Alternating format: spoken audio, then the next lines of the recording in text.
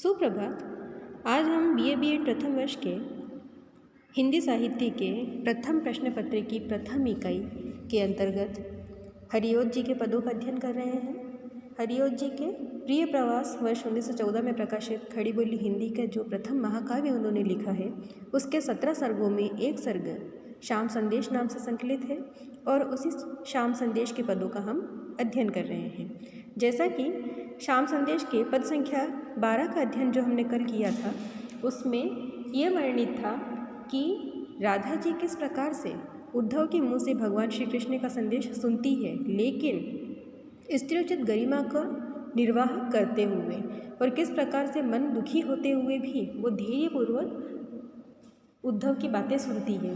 क्योंकि उद्धव की बातें वो इस प्रकार इसलिए सुन लेती है क्योंकि उनके मन में कृष्ण के प्रति प्रेम है और उसी प्रेम के कारण अपने दुख को भी अंतस में मन में छिपाए वो श्री कृष्ण का संदेश उद्धव के मुँह से शांत होकर और धैर्य के साथ सुनती रहती है। आज हम पद संख्या 13 का अध्ययन करेंगे। मैं हूँ उधो पुलकित हुई आपको आज पाकर, संदेशों को श्रवण करके और भी मोदिता हूँ। मंदीभूता और तिमिर की ध्वंसिनी ज्ञान आभा उद्दीप्ता हो उचित गति से उज्ज्वला हो रही है। शब्दार्थ का अध्ययन करेंगे। पुलकित अर्थात आनंदित, मोदिता प्रसन्न, मंदीभूता अज्ञानी या अल्प ज्ञान जिसे आप कह सकते हैं, और तिमिर यानी हृदय का अंधकार, उद्दीप्ता उद्दीप्त होना या जागृत होना, उज्ज्वला यानी पवित्र। प्रसंग क्या है? प्रसंग कल वाले पद के प्रसंग से मिलता जुलता ही है कि श्री कृष्ण का संदेश जब उद्धव के मुंह से राधा सुनती है तो अब राधा अपने विचार किस प्रकार से उद्धव को व्यक्त करती है उस संदेश को सुनने के बाद, कि राधा अपनी अब प्रतिक्रिया व्यक्त कर रही है। हम किसी व्यक्ति की बात सुनते हैं पहले, तभी उस पर अपनी प्रतिक्रिया व्यक्त करते हैं। तो उसी प्रकार से राधा जी ने शांत होकर पहले उद्धव की सभी बातें सुनी और अब वे प्रतिक्रिया स्वरूप अपना उत्तर उन्हें प्रस्तुत कर रही हैं। व्याख्या क्या करेंगे आप? व्याख्या करना प्रारंभ करते हैं। मैं हूँ उद्धव पुलकित हुई आपको आज पाकर। राधा उद्धव के मुख से उन्होंने संदेश सुन लिया है और कह रही है कि हे उद्धव, आज मैं आपको प्राप्त करके अत्यधिक प्रसन्नता का अनुभव कर रही हूँ। आप यहाँ आए हैं, मथुरा से ब्रज आए हैं और मेरे श्री कृष्ण का संदेश लेकर आए हैं, तो आज मैं आपको यहाँ पाकर अत्यधिक प्रसन्न हो रही हूँ। कौन कह रहा है? राधा जी कह रही हैं। संदेशों को श्रवण करके और भी मोदिता हूँ, यानी मेरी खुशी दुगनी हो गई है। खुशी दुगनी क्यों हुई? एक तो उद्धव आप स्वयं यहाँ मथुरा से ब्रज पधारे हैं और दूसरा ये है कि आप मेरे प्रिय का संदेशा, भगवान श्री कृष्ण का संदेशा लेकर आए हैं और अपनी वाणी में उसे प्रस्तुत कर रहे हैं। तो आपने जो श्री कृष्ण का मधुर संदेश मुझे सुनाया है, उसको सुनकर मेरी प्रसन्नता और अधिक बढ़ गई, या कह लें कि प्रसन्नता दुगनी हो गई। और प्रसन्नता दुगनी होने के अब दो विषय हो गए। दो विषय ये हो गए कि एक तो आप वहाँ से यहाँ आए यानी मथुरा से ब्रज आए, और दूसरा आप जो भगवान श्री कृष्ण का संदेश लेकर आए, संदेश को सुनकर प्रसन्नता हो रही है, यानी मेरी खुशी बढ़ गई है। मंदीभूता और तिमिर की ध्वंसिनी ज्ञान आभा। मंदीभूता अर्थात क्या होता है? मंदीभूता अर्थात अज्ञानी या कम, यानी राधा जी कह रही हैं कि श्री कृष्ण का यह ज्ञान रूपी संदेश, ज्ञान रूपी संदेश क्यों है?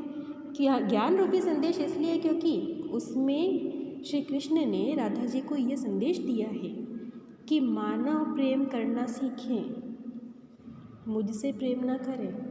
यानी व्यक्तिगत प्रेम को महत्व ना दें, आप समष्टिगत प्रेम को महत्व दें। व्यक्तिगत प्रेम क्या होता है? एक स्त्री का पुरुष से प्रेम या पुरुष का स्त्री से प्रेम, नर नारी के बीच में होने वाला प्रेम भाव, वो व्यक्तिगत हो गया। लेकिन समष्टिगत प्रेम यानी पूरे संसार से, समस्त प्राणियों से प्रेम, उस प्रेम के विषय में उन्होंने मुझे संदेश दिया। और क्योंकि ये बात अब तक मेरे मन मस्तिष्क में नहीं आई थी, क्योंकि मैं तो यही मानती थी कि मैं राधा हूँ, भगवान श्री कृष्ण और कृष्ण है और मैं कृष्ण से प्रेम करती हूँ और कृष्ण राधा से यानी मुझसे प्रेम करते हैं। तो मैं तो यही जानती थी कि अभी तक प्रेम का अभिप्राय क्या है, जो हम कर रहे हैं दोनों वही प्रेम है। लेकिन आज मुझे प्रेम के विस्तृत रूप से किसने परिभाषित कराया? कृष्ण है। और कृष्ण का ये संदेश क्या हुआ? प्रेम का संदेश नहीं है उद्धव, ये ज्ञान का संदेश है कि उन्होंने मुझे एक नया ज्ञान दिया है कि वास्तविक प्रेम क्या होता है। समाज के प्रति प्रेम, मानव का मानव के प्रति प्रेम, राष्ट्र हितार्थ कुछ करने की इच्छा, ये जो भाव होते हैं ये वास्तविक प्रेम की श्रेणी में आते हैं। तो उनका संदेश कैसा हुआ? कृष्ण का ज्ञान रूपी संदेश। पुनः इसका अभिप्राय बताती हूँ इस पंक्ति का कि मंदी बोधा और तिमिर की ध्वंसिनी ज्ञान आभा कि हे उद्धव, श्री कृष्ण का ज्ञान रूपी संदेश पाने से पूर्व मेरे हृदय में जो अज्ञान रूपी अंधकार था, अज्ञान रूपी अंधकार कौन सा? कि प्रेम क्या होता है? व्यक्तिगत होता है, मनुष्य का मनुष्य के प्रति, स्त्री का पुरुष के प्रति, पुरुष का स्त्री के प्रति, राधा का कृष्ण के प्रति, कृष्ण का राधा के प्रति। यानी मेरे प्रेम का दायरा क्या था? सीमित था, जिसमें राधा और कृष्ण ही थे। लेकिन अब प्रेम का दायरा क्या हो रहा है और कृष्ण क्या संदेश दे रहे हैं कि राधा अपने प्रेम का दायरा विस्तृत करो, समस्त सृष्टि को उसमें समाहित करो, हर एक प्राणी मात्र उसमें होना चाहिए। तो मेरे मन से क्या हुआ कि अज्ञान का अंधकार निकल गया और ज्ञान की ज्योति मेरे अंतर मन में प्रविष्ट हो गई। किसके माध्यम से? भगवान श्री कृष्ण के संदेश के माध्यम से। उद्दीप्ता हो उचित गति से उज्ज्वला हो रही है और यह अंधकार या कलुषता या कालीमा धीरे धीरे उचित गति से उद्दीप्त होकर परम उज्ज्वला को प्राप्त हो रही है। रात्रि के बाद जिस प्रकार से दिन का उदय होता है, उसी प्रकार से राधा जी कह रही हैं कि मेरे मन में जो प्रेम की जो एक संकीर्ण परिभाषा थी वो क्या हो गई? अब मिट गई है। वो कलुषता थी, एक कालीमा थी कि मैं उससे आगे को सोच ही नहीं पाती थी। लेकिन कृष्ण के संदेश ने क्या किया? मेरे मन की उस कालीमा को धो दिया और अब मेरा मन क्या हो गया? परम उज्ज्वल हो गया है, शुभ्र शुद्ध हो गया है। और ये किसके कारण हुआ? कृष्ण के ज्ञान रूपी संदेश के कारण। अब हम पद संख्या 14 का अध्ययन करते हैं। पद संख्या 14 कि मेरे प्यारे पुरुष पृथ्वी रत्न और शांतधि हैं, संदेशों में तदपि उनकी वेदना व्यंजिता है। मैं नारी हूँ, तरल और हूँ, प्यार से वंचिता हूँ, जो होती हूँ विकल विमना, व्यस्त वैचित्र्य क्या है। शब्दार्थ देखिए, धी अर्थात बुद्धि, विकल अर्थात व्याकुल, विमना अनमनी। अब प्रसंग क्या लिखेंगे? प्रसंग ये लिखेंगे कि उद्धव से श्री कृष्ण का प्रेम में व्याकुल करने वाला संदेश और लोकहितकारी संदेश। मूल रूप से कौन सा संदेश है? कृष्ण का कौन सा संदेश भेजा उन्होंने राधा जी को? लोकहितकारी संदेश भेजा है, प्रेम का संदेश नहीं है। राधा को अपेक्षा थी कि कृष्ण प्रेम का संदेश भेजेंगे उद्धव के माध्यम से, लेकिन वो प्रेम का संदेश नहीं है, वो लोकहित का संदेश है। तो किस प्रकार से राधा अपनी दार्शनिकता और ज्ञान में भी विरही दुख को समझ लेती है और प्रिय की प्रशंसा स्वयं की अवहेलना करती है। यानी राधा जी स्पष्ट रूप से समझ जाती है कि उस संदेश में राष्ट्र प्रेम की बात है, परोपकार की, जन कल्याण की बात है, उसमें मैं कहीं नहीं हूँ, यह मेरे लिए प्रेम नहीं है। लेकिन फिर भी उसके पीछे, यानी उस संदेश में सुनाए गए शब्दों के पीछे कृष्ण की वेदना, वेदना कौन सी?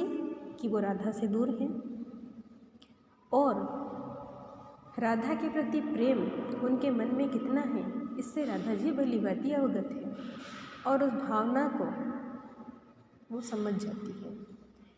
अब वो जब समझ जाती है कि कृष्ण जो नहीं कह पाए वो भी बात उनके मन की क्या है, ये मुझसे अर्थात राधा से छिप नहीं सकती, और वह किस प्रकार से पुनः उद्धव को जवाब देती है, वो इस पद के अंतर्गत हम अध्ययन करेंगे कि मेरे प्यारे पुरुष पृथ्वी रत्न और शांत दी है। कि हे उद्धव, मेरे प्रियतम कृष्ण इस संसार में एकमात्र सबसे प्यारे परम पुरुष, पूर्ण पुरुष, जो मुझे और मैं उन्हें एकनिष्ठ प्रेम करते हैं। एकनिष्ठ प्रेम करना यानी एक के प्रति ही संपूर्ण निष्ठावान होना, अन्य किसी से प्रेम हम नहीं करते हैं। और संपूर्ण पृथ्वी पर एकमात्र रत्न के समान देदीप्यमान है और उनकी बुद्धि क्या है? शांत और संयमित है। राधा जी क्या कह रही हैं? श्री कृष्ण का व्यक्तित्व बता रही हैं। किस प्रकार के हैं मेरे कृष्ण जिनसे मैं प्रेम करती हूँ, वो किस प्रकार के हैं? हे उद्धव, तुम सुनो। तुम उन्हें एक मित्र के रूप में जानते हो और मैं उन्हें अपने प्रियतम के रूप में जानती हूँ। तो मेरे प्रियतम श्री कृष्ण कैसे हैं, उनका व्यक्तित्व कैसा है, उनकी छवि कैसी है, उससे मैं तुम्हें अवगत कराती हूँ। तो राधा जी कहती हैं कि हे उद्धव, मेरे कृष्ण इस संसार में एकमात्र परम पुरुष यानी पूर्ण पुरुष है, जो मुझसे और मैं उनसे यानी हम दोनों एक दूसरे से एकनिष्ठ प्रेम करते हैं। इस संपूर्ण पृथ्वी पर एकमात्र रत्न के समान जो देदीप्यमान है यानी जो शोभायमान है, वो कौन है? मेरे श्री कृष्ण। और उनकी बुद्धि कैसी है? बहुत शांत बुद्धि है उनकी। संदेशों में तदपि उनकी वेदना व्यंजिता है।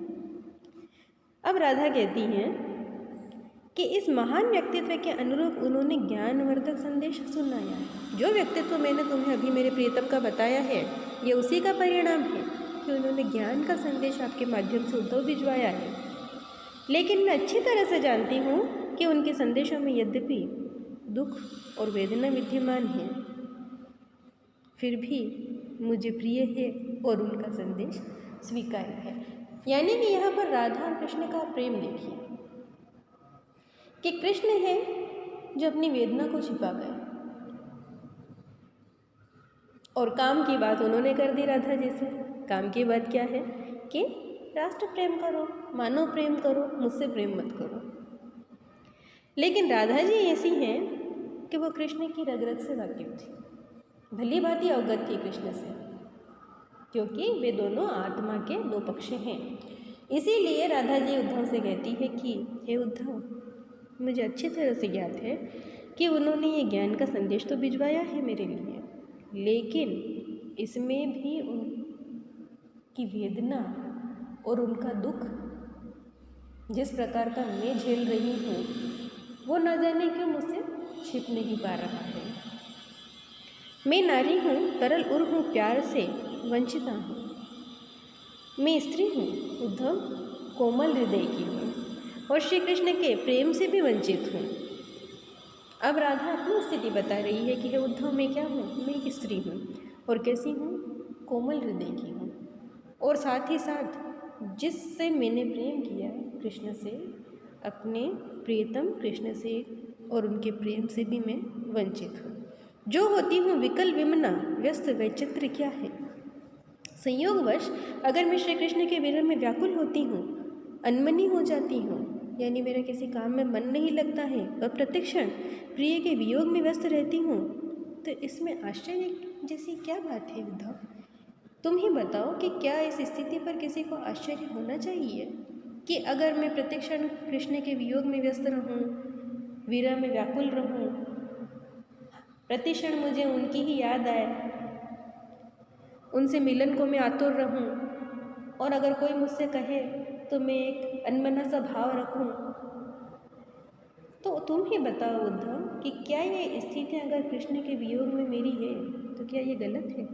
और अगर मेरी ऐसी स्थिति को देखे तो किसी को क्या आश्चर्य होना चाहिए? अब हम पद संख्या 15 का अध्ययन करते हैं। हो जाती है रजनी मलिना जो कलानाथ डूबे, वाटी शोभा रहित बनती जो वसंतांत में है। क्यों ही प्यारे विधुवदन की कांति से वंचिता हो, श्रीहीना और मलिन ब्रज की मेदिनी हो गई है। शब्दार्थ देखिए आप। रजनी अर्थात रात्रि, मलिना दूषित अंधकारपूर्ण, कलानाथ चंद्रमा, वाटी यानी वाटिका उपवन, वसंतांत वसंत के अंत में, विधुवदन चंद्र रूपी मुख, श्रीहीना कांति से रहित शोभाहीन, मेदिनी पृथ्वी जिसे कहते हैं। प्रसंग, राधा अपने प्रियतम का संदेश सुनकर तो प्रसन्न हो गई, किंतु अभाव में कैसी हो गई है? कांतिहीन हो गई, शरीर की चमक खत्म हो गई है, उनकी उज्ज्वलता समाप्त हो गई, रूप की उज्ज्वलता, उनकी कांति समाप्त हो गई है। और राधा अब इस पद में क्या कर रही है? श्री कृष्ण के अभाव में उनके मन में किस प्रकार की निराशा है, जो उनके शरीर पर बाह्य रूप से भी प्रकट हो रही है। किस प्रकार से? अध्ययन करते हैं हम। हो जाती है रजनी मलिना जो कलानाथ डूबे। ब्रजेश्वरी राधा उद्धव को अपनी मलिनावस्था यानी दूषित अंधकारपूर्ण अवस्था बताते हुए दुखी है, क्योंकि राधा कृष्ण से वियोग सह रही है, तो अपनी दुखी अवस्था को अब उद्धव को बता रही है कि वास्तविक राधा बता रही है कि मेरी स्थिति क्या है उद्धव, अब तुम सुनो। कि हो जाती है रजनी मलिना जो कलानाथ डूबे, वाटी शोभा रहित बनती जो वसंतांत में है। कि हे उद्धव, जिस प्रकार रात्रि के स्वामी और कलाओं के नाथ चंद्रमा के डूबने पर रात्रि कालिमा युक्त और मलिन हो जाती है, उसी प्रकार बसंत में फल फूल रही सौंदर्यशाली वाटिका बसंत के चले जाने पर शोभा रहित हो जाती है, सौंदर्य उसका समाप्त हो जाता है। दो उदाहरण देकर बता रही है राधा कि प्रकृति के उदाहरण के माध्यम से उद्धव को समझाने का प्रयास कर रही है कि अगर रात्रि के समय में चंद्रमा अगर ना निकले तो तुम क्या प्रकाश की आशा रख सकते हो? नहीं रख सकते हो उद्धव। और अगर कोई उपवन हो और बसंत ऋतु समाप्त हो गई हो तो क्या तुम उस उपवन की स्थिति जिस प्रकार से वसंत ऋतु में थी फली फूली वैसी अपेक्षा कर सकते हो? संभव ही नहीं है उद्धव। तो वैसी ही स्थिति वियोग में राधा क्या कह रही है कि कृष्ण वियोग में मेरी हो रही है। क्यों ही प्यारे विधुवदन की कांति से वंचिता हो, श्रीहीना और मलिन ब्रज की मेदिनी हो गई है।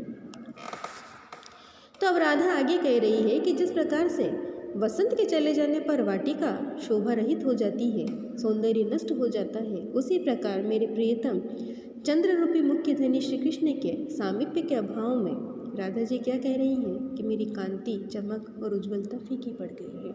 यानी रूप सौंदर्य क्या हो गया राधा जी का वियोग में? नष्ट हो गया है। अब वो वैसी सुंदर नहीं दिखती जैसे कृष्ण के साथ संयोग के दिनों में वो थी। उनसे मैं वंचिता हो गई हूँ, यानी कृष्ण से मैं दूर हो गई हूँ। मेरा संपूर्ण सौंदर्य क्या हो गया है? उनके अभाव में कांतिहीन हो गया है। श्रीहीना और मलिन ब्रज की मेदिनी हो गई है। संपूर्ण ब्रज की भूमि, नदी, वन, उपवन, गाय, ग्वाल, गोप गोपिकाएं श्री कृष्ण के संपर्क में नहीं आने के कारण क्या हो गए? कांति रहित हो गए। यानी एकमात्र राधा जी कह रही है कि मुझ पर ही दुष्प्रभाव नहीं आया है, बुरा असर नहीं आया श्री कृष्ण के जाने का। श्री कृष्ण के जाने का इस संपूर्ण ब्रज भूमि पर और यहाँ पर निवास करने वाले हर एक नदी, वन, उपवन, गाय, ग्वाल, गोप, गोपिकाएं जो कृष्ण के संपर्क में आए और जिनको कृष्ण से प्रेम हो गया, वे सब आज उनके अभाव में क्या हो गए? कांति रहित हो गए। उनकी शोभा अब समाप्त हो गई। वैसी शोभा उनकी नहीं रही है जब कृष्ण यहाँ थे और ब्रज की शोभा जैसी थी। पद संख्या 16 का अध्ययन करते हैं। जैसे प्रायः लहर उठती वारी में वायु से है, क्यों ही होता चित्त चलित है, कश्चिदा वेग द्वारा उद्वेगों से व्यथित बनना बात स्वाभाविकी है। हाँ, ज्ञानी और विबुद्ध जन में मुह्यता न होती। शब्दार्थ देखिए। वारी जल, चलित, चंचल, गतिमान, कश्चिदा वेग थोड़ा सा आवेग, उद्वेग भावनाओं का उमड़ना, व्यथित दुखी, विबुद्धजन विवेकशील मनुष्य और मुह्यता यानी मोह। प्रसंग श्री कृष्ण के विरह में राधा की स्थिति अब क्या है? चिंताजनक है, दुखी है, विषाद है उनके जीवन में। और किस प्रकार से अपनी इस स्थिति का चित्रण वो पुनः इस पद में भी उद्धव के समक्ष कर रही है कि जैसे प्रायः लहर उठती है वारी में वायु से है, कि हे उद्धव, जिस प्रकार जल शांत होता है परंतु जैसे ही हवा का स्पर्श उस शांत जल से होता है तो उसमें क्या होता है? लहरें उठने लगती हैं। अगर किसी समुद्र का जल देखा जाए तो यूँ तो वो शांत रहता है, ऐसे उसमें लहरें नहीं उठती है। लेकिन हवा अगर उस शांत जल को स्पर्श कर जाए तो उसमें क्या होता है? उसमें हलचल होने लगती है, उसमें लहरें उठने लगती हैं। क्यों ही होता चित्त चलित है कश्चिदा वेग से। उसी प्रकार से मैं भी शांत रहती हूँ, किंतु कृष्ण की स्मृति के थोड़े से आवेग के कारण मेरा शांत चित्त क्या होता है? चंचल हो उठता है। यानी राधा जी शांत जल से स्वयं की और जो हवा स्पर्श करती है और शांत जल में लहरें उठने लगती है, जिसके कारण उस चंचल हवा का प्रतीक किसे बता रही हैं? श्री कृष्ण को। कि कृष्ण की स्मृति के थोड़े से आवेग के कारण मेरा शांत चित्त क्या होता है? चंचल हो उठता है। उद्वेगों से व्यथित बनना बात स्वाभाविक ही है। अब वे कह रही हैं कि इन उद्वेगों के कारण श्री कृष्ण की सुधि यानी स्मृति या याद आते ही मेरा चंचल या अशांत हो उठना प्रेम में स्वाभाविक है उद्धव। कौन सी बड़ी बात है इसमें? स्वाभाविक है कि मुझे कृष्ण से प्रेम है। आज कृष्ण मेरे साथ नहीं है, कृष्ण और मैं दोनों बहुत दूरी पर निवास कर रहे हैं, अब मिलना भी संभव नहीं हो पा रहा है।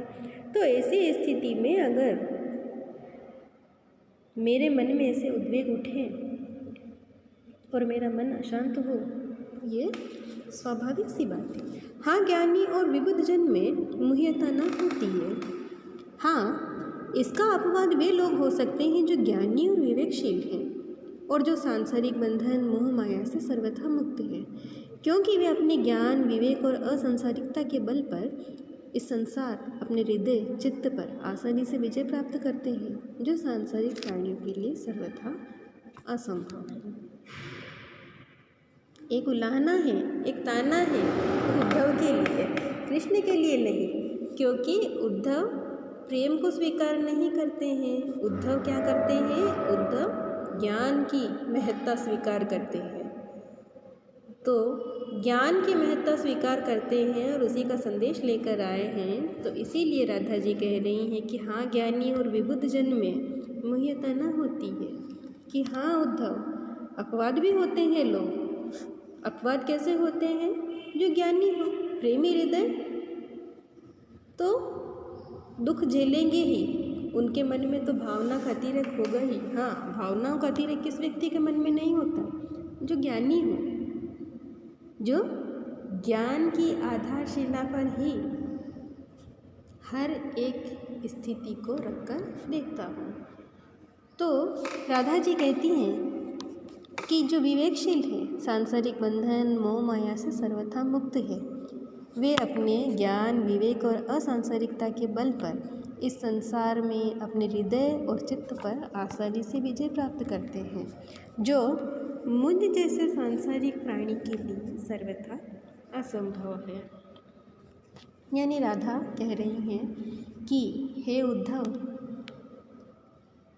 जो संदेश कृष्ण ने कहलवा भेजा है ज्ञान का, हाँ, मैं उस बात पर चलूँगी, स्वीकार करती हूँ उसको, उस संदेश को, कि मेरे प्रियतम कृष्ण ने मेरे लिए कुछ आदेश भिजवाया है, उस आदेश की मैं पालना करूँगी। लेकिन मेरे मन में जो वियोग की ज्वाला जल रही है, जो पीड़ा में झेल रही हूँ, जो तकलीफ़, जो दुख में देख रही हूँ, वो मैं कैसे दूर करूँ? तो अपनी स्थिति को वर्णित करती हुई राधा जी उद्धव से किस प्रकार से प्राकृतिक सामान्य से सामान्य प्रकृति में होने वाली घटनाओं से कह लो या सामान्य से सामान्य उदाहरणों के द्वारा प्रस्तुत कर रही है अपनी स्थिति। तो ये नदी, शांत जल और हवा का जो उदाहरण उन्होंने दिया है राधा जी ने, वो राधा और कृष्ण की इस स्थिति के लिए सटीक है। आज के लिए इतना ही। धन्यवाद।